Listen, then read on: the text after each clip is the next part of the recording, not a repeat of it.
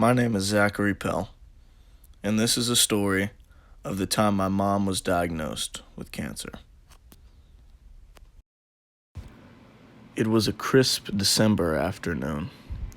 The leaves were non-existent, and the wind was frosty. The kind of wind that bit at your dripping nose. As I walked down the driveway from the bus, I felt the joy as I saw the Christmas tree lit up through the window. However, all that preemptive Christmas joy that most children experience was washed away as I went inside and saw my father sitting seriously in his recliner awaiting our arrival. Why was he already home? We sat down waiting anxiously to hear what he had to say. No after-school snacks or sodas like we usually had. He spoke in a low, monotone voice and stated in a vague manner that Mom was sick. We didn't necessarily know what he meant by sick, but we already know that she had not been herself for quite some time. Me, my little brother and little sister all just stared vacantly at each other in the constant living room. Trips to the doctor. He never went to specifics. He said he wanted to wait so we could hear it from Mom. Hindsight being 20/20, inevitable news does not necessarily matter where it comes from, as long as it is truthful. We piled into our silver Ford minivan, turned on the heat, and drove to Northside Hospital. As my dad distracted my brother and sister in the back seat with music and road games, I stared blankly out the window, wondering all the possibilities of what's happened to my mom. As we neared closer and closer to the hospital, my anxiety rose, and I became fearful of the news to come.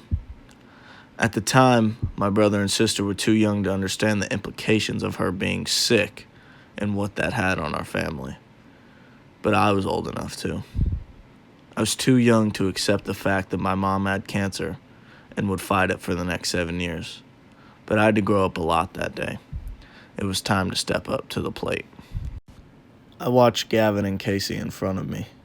They looked so unworried, playful, and full of youth. As we went through the hospital, a gray cloud washed over my emotions as the inevitable news was soon to come.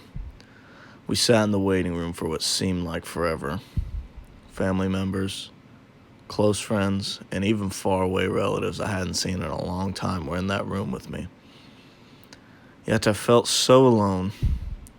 My mom walked in with an IV in hand and a hospital gown on. She slowly treaded over to her empty seat that we had prepared for her. She said it was good to see everyone, but she hated that it was under those circumstances. It was soon that after she greeted everyone that she looked to her children and family in the eyes and told them that she had cancer.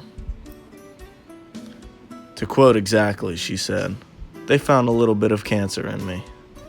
Oh, Mom. So optimistic and full of fire. She was already downplaying the terrible news she had delivered.